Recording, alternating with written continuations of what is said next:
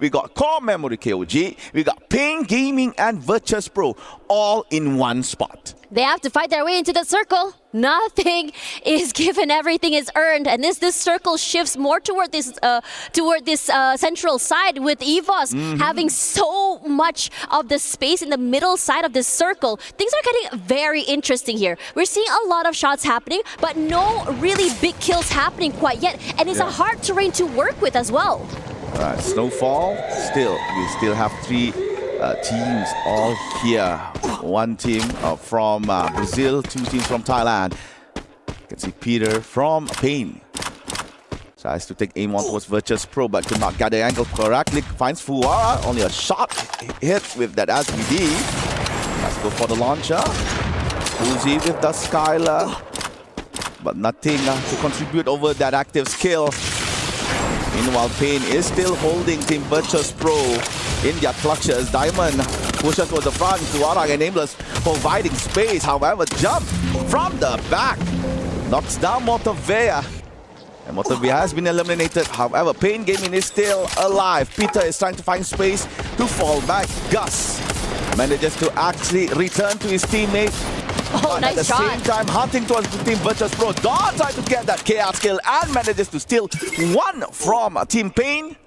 So, Core Memory tries to go for the third party, but eventually Team Pain as well as Virtus Pro exited Snowfall.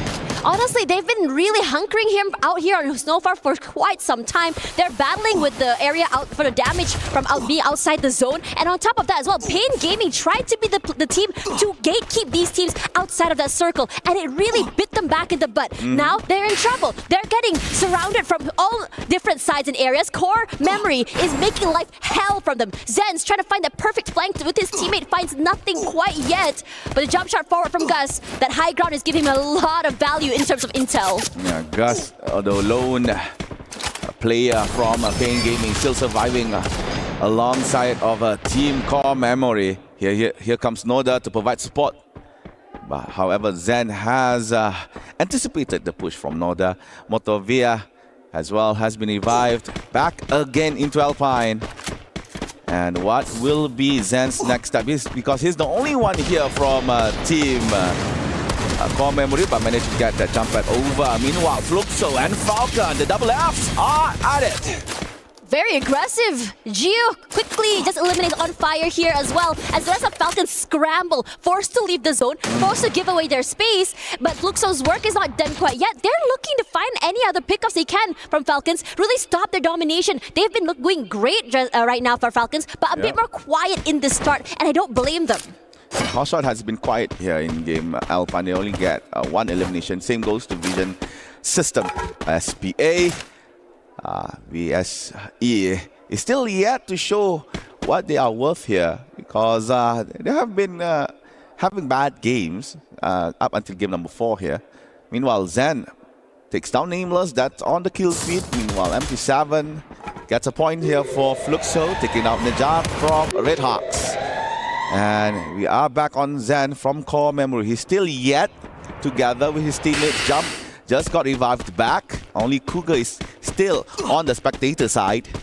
So Zen has a lot of work to be done. But yep, it looks like the circling nicely actually. If you can get the map in, it's actually circling nicely towards Team EVOS Divine. EVOS Divine has been in that circle for quite some time. They didn't really have to do much rotation. They didn't have to go super aggressive in terms of moving around the map as well. They're so comfortable right now. The only team that's looking to really challenge them is Vitality. But meanwhile, over on this side, a lot of teams are getting knocked down, falling to their deaths. As for Core Memory here, looking to challenge Falcons, going to toe right now. Nice sprays forward, but it's actually going to find Peter in the end. It's doing a great job of strafing and moving around those blue walls. And he's not done. Spots out Limit, anything that moves, he shoots, and Limit barely survives the initial skirmish. And we have just found out Alpha 34 is the first team to be eliminated here in Alpine. That Brazilian team could not survive any longer here in game number 4. So we're now looking at Team Core Memory. I believe this is Jump. Looking for space to go to the front. It looks like Cougar has been found by Vitality. So the lone player here for Core Memory has to face Limit.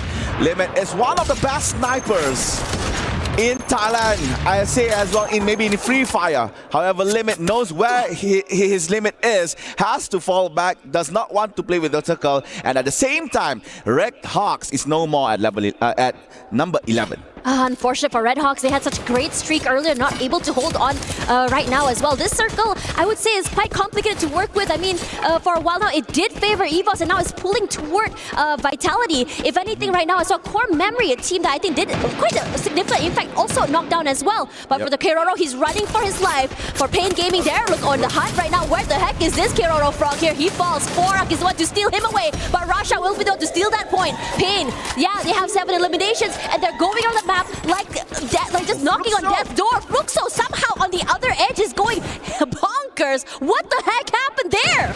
The interaction with AGAL finally ends in a good green light. Fluxo takes down AGAL. Now we're looking at Vision System SPA. Tries to take a good strike onto a Hotshot, but Hotshot defending their fort quite well here, forcing Vision to actually fall back. However, Vision manages to actually conquer the first floor, awaiting Hotshot from below. A lot of things are happening here onto the eastern side circle. It's not going to be easy as well. The top side of this building completely covered as well. Just trying to really, I would say, box the players in the bottom side of the compound. Yeah. Finds nothing quite yet. But Hotshot's going to get a bit more active and adventurous. Going to try and peek outside. All right. Pre-fires are good right now. Rushing up forward here. The rest of the team in trouble. Oh. But this may be their problem right now because Noda will be the one to get knocked down. He fell down to his death. But action goes huge. Aggressive. Everyone just collapsing. But the zone is going through. Everything looking dire. Everyone looks desperate right now. Excellent blue wall placement by Hotshot, trapping Vision inside. Now Jota has to force to go outside. Andrex still on the floor. Maxi running low on her HP, has been knocked by the play zone. Now Jota is the only one left here for Vision. And I believe he could not survive. Yep, Jota has been eliminated. There goes Team Vision. Now EVOS fighting against Vitality. Brother versus brother. And it looks like EVOS might shine bright here, taking down Vitality. And now we are down to 7, maybe 6 soon. And EVOS murdering Vitality. Only Dick still alive outside of the tent, but Fluxo wants blood. Fluxo wants into that fight. Fluxo is going aggressive. They didn't even allow for the teams to even get that breathing space. And Dix is doing a great job of waiting on the outside, allowing Fluxo to take this fight. Quora falls somehow. Falcons managed to find him in the end. But for EVOS Divine, they're not out of the blue yet. Rasha doing great. Big opening onto Gio as well. No. He's done too. And he's playing with those micro angles above the glue wall to perfection. And what looks like a very dire situation looks to be something that is in their control. They're not done quite yet. Hotshot is still alive. Hotshot might repeat this. They got second place on map number 2. They really want this booyah. It's only Fluxo, EVOS and also Hotshot left on the top 3 placement here. Hotshot has to fall back, not looking good in terms of position. Meanwhile, Fluxo waiting for that third party. Rasha comes in, nice shot on towards action with the AWM up. FD7 stole that kill. Aim guard goes down towards FD7. Kochi gets towards Hasu, but FD7 pushes forward, disturbing what EVOS is doing right now. Rasha has to fall back. It's dangerous for them to be outside. They have to gather, they have to reset and heal. But the circle is moving. Yeah, this is a rough circle. And Hotshot's doing a great job of just delaying that rotation quite yet, allowing for these 2 big teams to fight. Kochil moving away for his life. Sajid trying to become the guy who changes the trajectory of this match. And Fluxo falls. EVOS, Esports, this is the time to shine. Every fight, Sajid, a booyah for EVOS Divine. Denied over and over, but finally, they clinch it. After a devastating loss on game number 2, despite having 17 elimination on game number game number 3. Now game number 4. EVOS finally reserved the slot in that Booyah rankings. It's looking great right now because in terms of eliminations, they were definitely one of the highest. They're aggressive. They're a team that is so proactive in terms of movement and also getting that space in that circle. This is a team that is surgical and knows what they want. They prioritize a lot. I think for them personally, they love taking up space first. That prime air circle means that they're able to really abuse all the other teams trying to get into the area. The White Tigers celebrate their first ever Booyah here in EWC 2025. And Russia with the AWM, that is something to be praised of. And with that, I believe EVOS would be on top of the overall table. Could be very exciting. I mean, looking at the fact that Falcons, looked very strong earlier today, but the readjustments coming in from many teams, I think everyone's starting to get really hot. The momentum is definitely there. But for now, let's have a look at the highlights before we go back to the panel. So Fluxo started off quite okay, but towards the end, they could not manage to actually close the game properly. Falcon Limit tries his best to hold on as long as he could, but sadly, Falcons could not do so. But however, that is game number 4, ladies and gentlemen. We're about to go to break, so don't go anywhere. We will be right back right after this.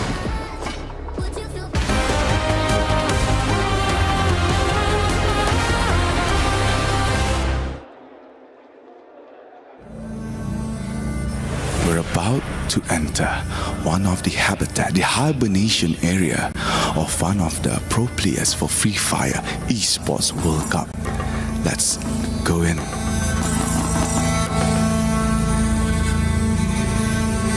Looks like they are not here. What a beautiful nest. Well kept, I can say.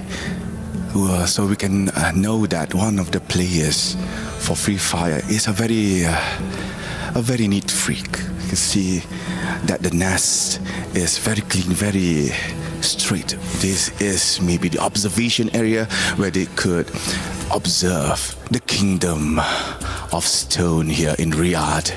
What a magnificent view. The creme de la creme, the survival area of the habitat, the pantry. Our pro players cook their meal. So quite civilized, I could say. And a fridge, I do not dare to open. We might not know what unknown beholds behind this fridge. We're gonna move over into the player lounge to see the players truly take a break in their natural habitat. Come on. We gotta be very careful to not distract the players from truly taking a long break. Keep in mind, competition is always going to be tough, mentally taxing. So therefore, with only the best that can be provided for them, they won't take anything lower than suboptimal. Coffee, caffeine, everything a player needs to keep them energized, tough, and most importantly, mentally sharp, especially when they're in the game. Here, we're by the snack station. We've got our workers hard at work making sure that they are filling it up every moment. If it's empty, how are these players going to refuel themselves to keep themselves at the top of their game? The Esports World Cup ain't skipping out on nothing. Come on over. They're not around. At least we know that players, especially at the peak of their competition, when they're done with the games that they want to play, they still are challenging themselves mentally. One of the most important sides, whether you're a mobile gamer, a PC gamer, or even a console player, everything is provided here for the player lounge for all of their needs to make sure that the competitive level always stays at its highest peak. Look over here, we've got our PC segments, 2 rows of PCs. We've also got one of our hosts over there trying to be part of this, trying to be part of the player habitat. It's crazy. We can't, no, we can't disturb them. No, come back. And right here, we've got the broadcast playing for each of the games. Free Fire is going to be coming on real soon, but we don't care about this right now. We're going to have to take our time here and be very, very careful and very, very sneaky. And with that being said, thank you guys.